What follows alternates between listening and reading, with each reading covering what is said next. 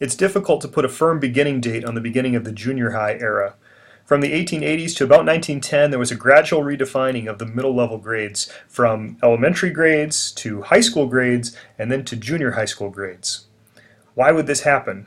Well, this transition really began with a recommendation from a group called the Committee of 10 on Secondary Schooling in 1889.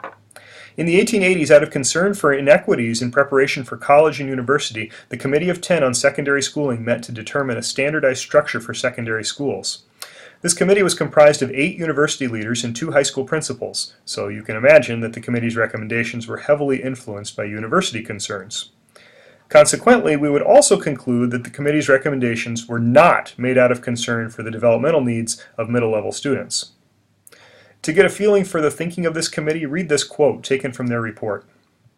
"We need a new uniform system of education, professionally managed and centrally controlled, that will identify and select those young men of proper family background and high intelligence to prepare them for higher education so they can take their proper places as the leaders of American society, and to sort out the rest so they can assume their rightful roles in the fields, factories, mills, and the shops of America."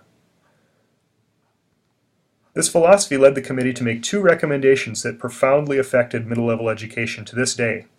First, they recommended that secondary schooling begin at 7th grade rather than 9th grade.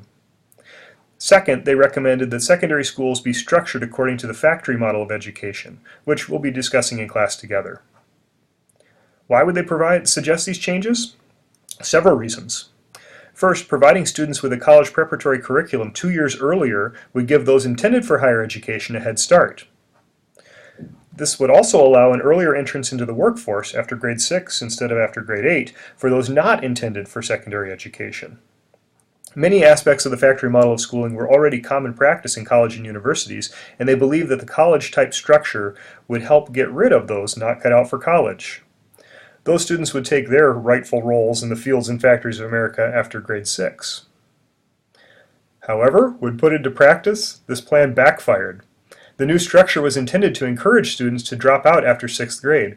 However, with the demands of an increasingly complex society, this actually resulted in more students choosing to receive a secondary school education.